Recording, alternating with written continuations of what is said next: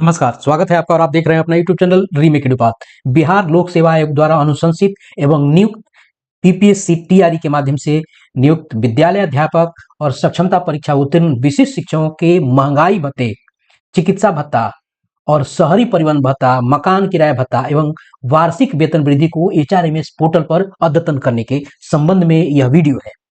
कहने का मतलब यह है कि अभी जो आपको वेतन मिल रहा है, अगर बीपीएससी टीआरई से बहाल आप शिक्षक हैं तो आपको वेतन वृद्धि, वार्षिक वेतन वृद्धि जो 3% आपको निर्धारित है, वो आपको एचआरएमएस पोर्टल पर अपडेट नहीं हुआ है, जिसके आप वेतन आपका कम मिल रहा है।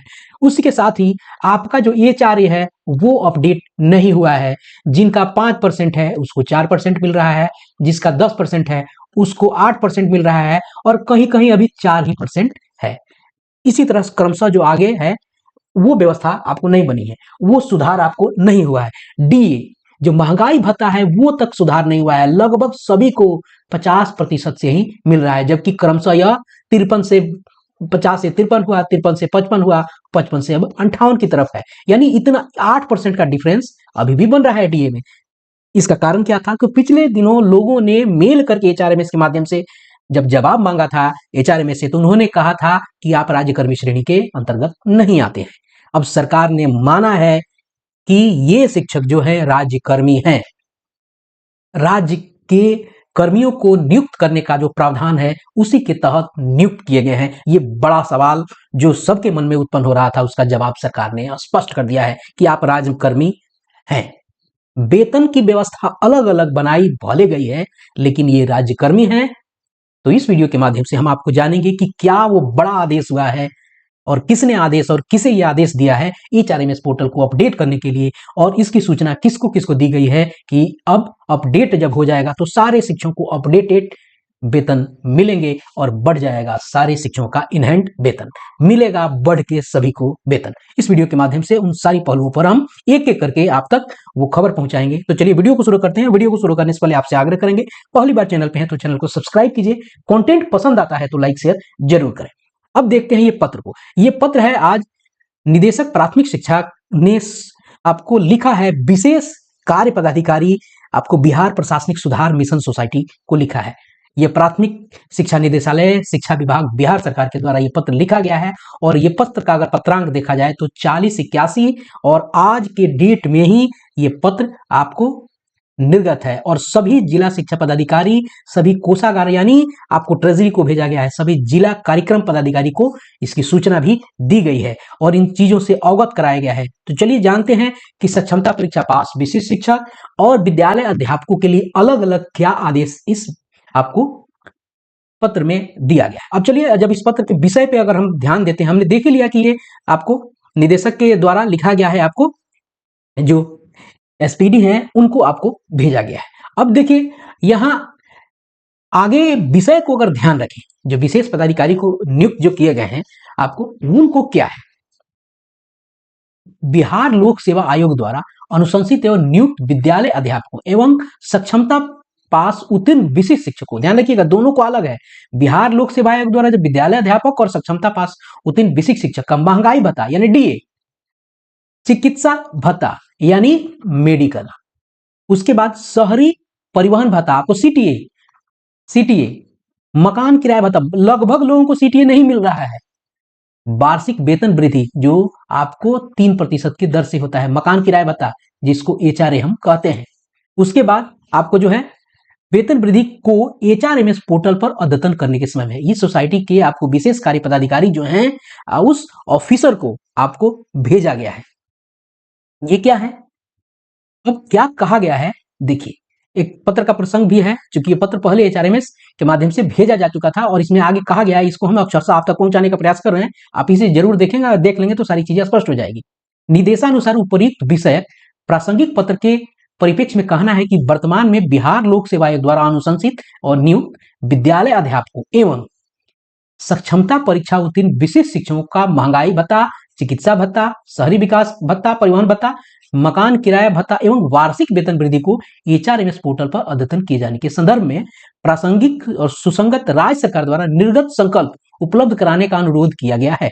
तदालोक में अद्यतन तथ्य निम्नवत है। अब यहां कहा गया है कि आपको बीपीएससी और सक्षमता उत्तीर्ण जो विशिष्ट शिक्षक हैं उनके CTA, HRA, DA, मेडिकल वार्षिक वेतन वृद्धि को अपडेट करने के लिए उस प्रासंगिक पत्र में, कौन सा प्रासंगिक पत्र है, ये प्रासंगिक पत्र ये है जिसको आपको प्रसंग में लिखा गया है, इसको करने के लिए आपको पूर्व से चीजें आपको भेजी गई है, आप उस चीज को उल्लेख उसमें किया गया है। अब उसी के आलोक में आप ये अपडेट करने के लिए लिखा गया है। तो विशिष्ट शिक्षक के संबंध में क्या लिखा गया है? विशिष्ट शिक्षक बिहार विद्यालय विशिष्ट शिक्षक नियमावली 2023 समय समय पर यथा संशोधित के प्रावधानों के तहत स्थानीय निकाय के शिक्षक सक्षमता परीक्षा उत्तीर्ण होने के पश्चात विशिष्ट शिक्षक कहलाते हैं। उक्त नियमावली के नियम का आपको यहाँ आपको उद्धृत किया गया है, बताया गया है कि इन शिक्षकों के वेतन के संबंध में प्रावधान है। यहाँ 8.1, 8.2, 8.3 के बाद को उद्धृत किया गया है और उसके तहत बताया गया कि उसके आलोक में वेतन देने का इनको प्रावधान है। नियम 8.2 में अंकित है कि अन्य भत्ते राज्य सरकार की प्रचलित दरों के अनुसार महंगाई भत्ता, मकान किराया भत्ता, चिकित्सा भत्ता और शहरी भत्ता दे होगा। वेतन फिटमेंट मैट्रिक्स अनुलग्न क के अनुसार इनको दे होगा। इस चीज को अनुलग्न क के बारे में आगे स्पष्टता की गई है। चलिए उसको देखते हैं आगे। अब विद्यालय अध्यापकों के लिए क्या कहा गया? क्या HM और HT के लिए भी यहाँ कुछ प्रावधान बनता है? जब इनके लिए प्रावधान बनता है तो HM और HT के लिए भी बिल्कुल बनेगा। वो पत्र आपको या तो इसी के आलोक में अपडेट हो जाएगा, अन्यथा की स्थिति में उसके लिए अलग से पत्र और निर्गत जरूर होगा। अब विद्यालय अध्यापक में भी यहाँ बताया गया है कि उनकी नियमावली का भी जिक्र किया गया है। यहाँ बताया गया कि 1 से 5, 6 से 8, 9 से 10, 11-12 के विद्यालय में अध्यापकों की नियुक्ति की गई है। और बिहार राज्य विद्यालय अध्यापक नियमावली के नियम 13 के बाद नियम 13 क के फिटमेंट मैट्रिक्स अंतः स्थापित किया गया। विद्यालय अध्यापकों का भी फिटमेंट मैट्रिक्स आपको बनाया गया है और ये फिटमेंट मैट्रिक्स जो है वो सक्षमता वाले फिटमेंट मैट्रिक्स के अनुरूप ही है व्यवस्थित। विद्यालय अध्यापकों का वेतन इसी फिटमेंट मैट्रिक्स के अनुरूप दे है और यहाँ उनकी जो नियमावली है संलग्न करने की बात कही गई है। आगे देखते हैं और क्या कहा गया है। क्योंकि जो भी बैकड्रॉप है, जो भी आपको इसके लिए इसके परिप्रेक्ष्य में जो भी चीजें हुई हैं उन सब चीजों को यहाँ बताया जा रहा है कि किसकी नियुक्ति कैसे हुई है, क्या वेतन का प्रावधान है। आगे बताया गया है कि कुछ पत्रों का यहाँ जिक्र किया गया है कि यहाँ बताया गया है कि विद्यालय अध्यापकों का पद सृजन किया गया है। ऊपर पत्रों का जिक्र किया गया। उक्त स्वीकृत्यादेश के कंडिका 6 में अंकित है कि राज्य सरकार द्वारा समय समय पर देय भत्ते, महंगाई भत्ता, आपको चिकित्सा भत्ता, मकान किराया भत्ता पर विद्यालय अध्यापक का पद सृजन किया गया है। जो सरकार द्वारा देय भत्ते होते हैं, इस आपको BPSC जो TRE के माध्यम से बहाल शिक्षक हैं उनके लिए बात कही गई कि उनको महंगाई भत्ता, चिकित्सा भत्ता और जो किराया भत्ता आदि जो है राज्य सरकार के अनुरूप दिया जाना है। उसके अलावा BPSC से जो बहाल शिक्षक हैं उनके लिए तो बताया गया, ऊपर बताया गया पहले वाले से विशिष्ट शिक्षकों के बारे में भी बता दिया गया। यानी उनको ये जो भी इसके लिए परिप्रेक्ष्य में जो भी चीजें हैं वो यहाँ आपको बताया गया कि उसके आलोक में इन लोगों की नियुक्ति की गई है। और आगे उन सब चीजों को स्पष्ट करते हुए यहाँ अपडेट और यूं समझिए कि निर्देश है और स्पष्टता यही हो जाती है।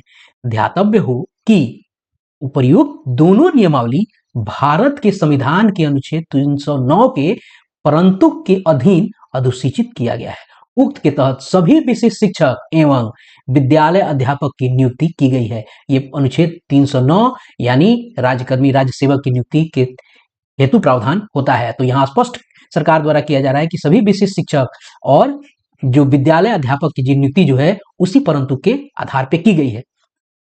इन आपको शिक्षकों का वेतन सप्तम वेतन आयोग के तहत अनुशंसित अन्य कर्मियों से भिन्न है, परंतु देय भत्ते सप्तम आयोग के समान है। तो यहां यह स्पष्ट कर दिया कि हाँ, सप्तम आयोग जो यानी 7th पे कमीशन से जो अन्य कर्मियों को अनुशंसित वेतन है उससे अलग है, परंतु भत्ते अलग नहीं है।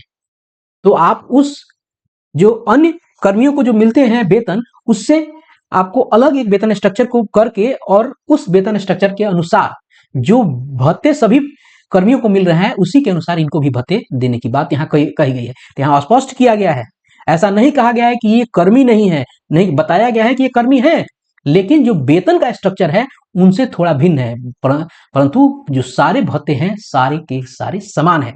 अतः अनुरोध है कि सक्षमता परीक्षा उत्तीर्ण विशिष्ट शिक्षकों एवं बिहार लोक सेवा आयोग द्वारा अनुशंसित एवं नियुक्त विद्यालय अध्यापकों का महंगाई भत्ता, चिकित्सा भत्ता, शहरी परिवहन भत्ता, मकान किराया भत्ता, वार्षिक वेतन वृद्धि को HRMS पोर्टल पर अद्यतन करने की कार्रवाई सुनिश्चित किया जाए। यहाँ स्पष्ट कर दिया गया कि आपको जो DA अभी मिलना है 58% के अनुसार वो मिले, तो यहाँ 50% से भी सभी को मिल रहा है, यानी 8% आपको सरप्लस मिलेगा। अब चिकित्सा भत्ता आपको अपडेट अकॉर्डिंगली होगा, चूंकि वो 1000 है ही, उसमें कोई बहुत ज्यादा वृद्धि हुई नहीं है।